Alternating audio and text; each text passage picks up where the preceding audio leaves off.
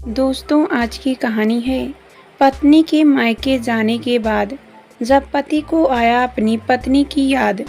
कहानी पसंद आए तो वीडियो को लाइक और सब्सक्राइब जरूर कीजिएगा। ऑफिस से आते समय गाना सुनते हुए कार चलाते नमन का मूड बहुत रोमांटिक हो गया।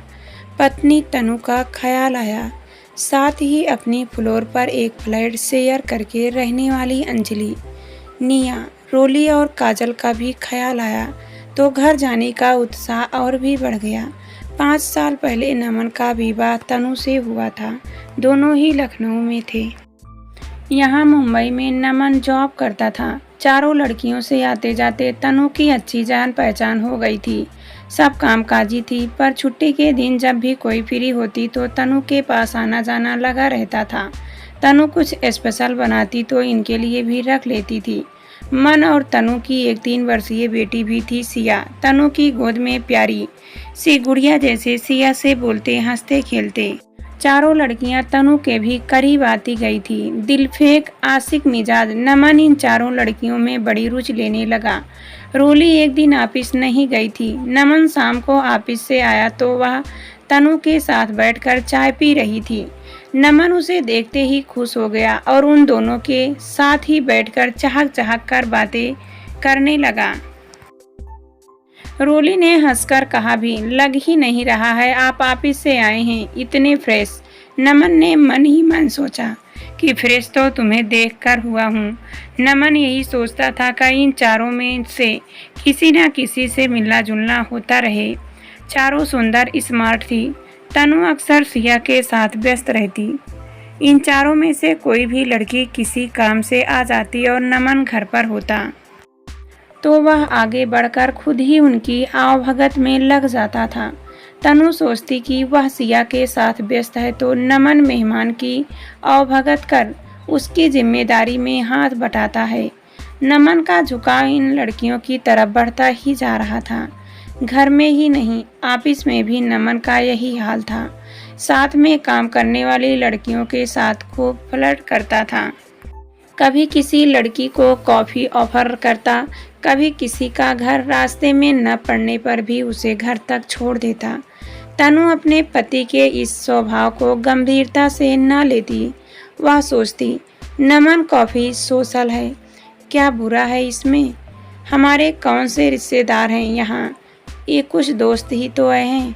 एक दिन सिया को लेकर तनु किसी बर्थडे पार्टी में गई हुई थी। नमन ऑफिस से आया, ताला लगा था।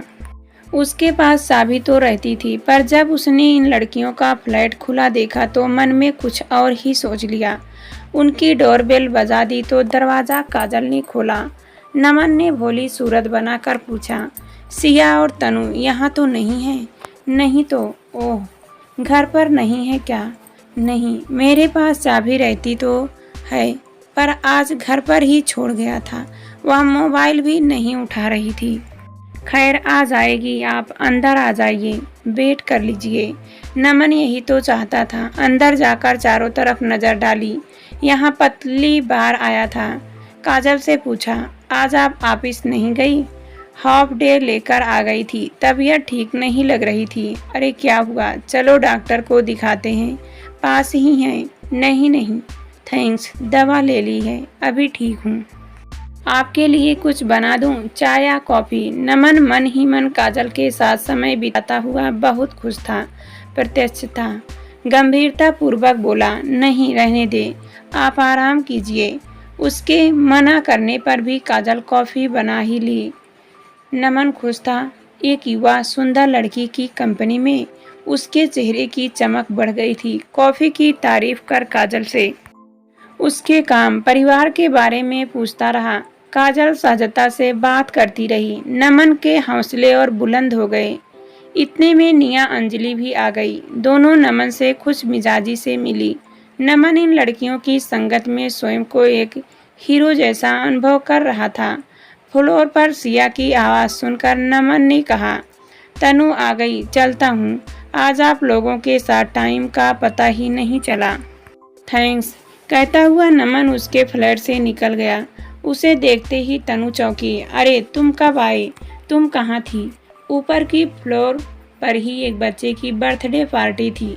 सोचा था तुम्हारे आने तक आ जाऊंगी, पर तुम्हारे पास तो घर ही की एक चाबी है ना। नमन ने अंदर आते हुए कहा, पता नहीं मैंने अपनी चाबी कहाँ रख दी। ऐसे ही बाहर खड़ा था तो ये लड़कियां ज़बरदस्ती अंदर आ गई। ठीक है, कोई बात नहीं, तुम्हारे लिए चाय बना दूं? नहीं, रहने दो, उन लड़कियों ने ही पिला दी। कहता हुआ नमन अपनी अलमारी में झूठ मूठ ही सामान इधर उधर करता हुआ बोला, उफ, यहाँ रख दी थी मैंने चाबी, बेकार ही उनके घर जाना पड़ा। सुबह ही तनु के भाई का लखनऊ से फ़ोन आ गया।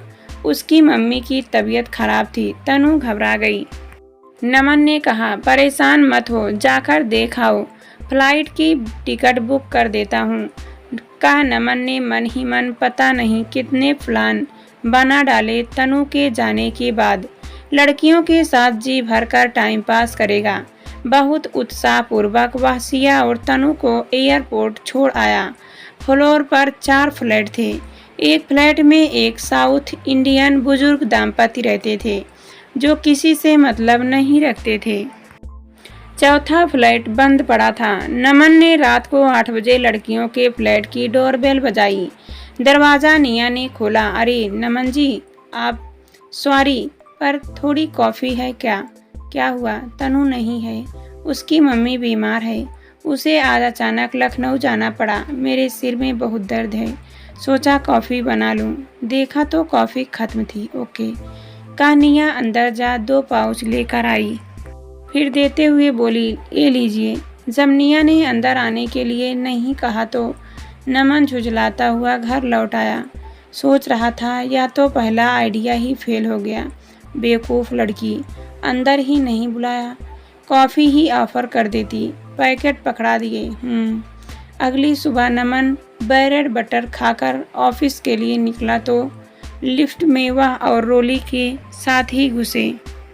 रोली ने तनु की मम्मी की तबीयत के बारे में पूछा, फिर ऐसे ही मुस्कुराते हुए पूछा, और सब कैसा चल रहा है? अकेले मैनेज करते हैं?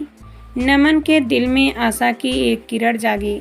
फौरन मुंह लटका लिया, मुझे तो कुछ बनाना आता भी नहीं है, अभी ऑफिस की कैंटीन में जाकर नाश्ता करूँगा। लिफ्ट से बाहर निकलकर गुड कहा मुस्कुराते हुए रोली यहाँ जा वहाँ जा। नमन को बड़ा धक्का लगा कि कैसी है ये लड़कियाँ, इतने मॉनर्स भी नहीं हैं। दिन भर फिर मन ही मन सोच रहा था कि किस किस बहाने से लड़कियों के करीब रहा जा सकता है। तनु पहली बार ही अकेली गई थी, अब तक वह भी साथ ही आता जाता था। अकेले रहने के इस मौके को वह एंजॉय करना चाहता था। ऑफिस में अनमैरिज कूलिंग आयुष से नमन ने लंच टाइम में कहा, तनु बाहर गई है, आज टिफिन नहीं लाया हूँ, चलो आज बाहर लंच करते हैं। आयुषी के आसपास वह जानबूझकर रहा करता था। हाजिर जवाब। आयुषी ने हंसकर कहा, नहीं भाई, मैरिज आदमी के साथ क्या लंच पर जाना। नमन को उस पर बहुत गुस्सा आया पर कुछ कह नहीं पाया, मगर नमन ने हार नहीं मानी। वह जानता था कि आयुषी अकेली रहती है, उसे मूवी का भी शौक है। एक दिन फिर कहा, आयुषी मूवी देखने चले। तनु, अभी नहीं आई। नहीं, बोर हो रहा हूँ, चलो ना। सॉरी नमन, मूड नहीं है। नमन ने कॉफ़ी आग्रह किया और आयुषी नहीं मानी। तनु को गए 4 दिन हुए थे। कितनी ही बार उसने घर पर बहाने बहाने से रोली और बाकी लड़कियों से बातें करने लगे। आगे संपर्क बढ़ाने के बहाने ढूंढे पर बुरी तरह असफल रहा। सब उसे देखकर कन्नी काट जाती, किसी ने भी उसे प्रोत्साहन नहीं दिया। अब यह हैरान था, अकेली रहती है, तनु से अच्छे संबंध हैं, सिया से आते जाते खेलती हैं, उससे क्या परेशानी है उन्हें। जरा सा भी टाइम उससे बात करने के लिए जैसे होता ही नहीं। अब तो समझ नहीं आने लगा कि उसे नज़रअंदाज करती है, कोई फालतू बात नहीं का संदेश देते हुए आगे बढ़ जाती है। कितनी चालाक है ये आजकल की लड़कियां, जैसे मेरे मन के भाव पढ़ लिए सबने। नमन अकेला बैठा बहुत बोर हो रहा था। आसपास की लड़कियों के साथ फ्लर्ट करने का सपना चकनाचूर हो गया था। सारी आस की हवा हो चुकी थी। अचानक तनु को फ़ोन मिला दिया था। अगर मम्मी ठीक है तो जल्दी लौट आओ, तुम्हारे बिना मन नहीं लग रहा है।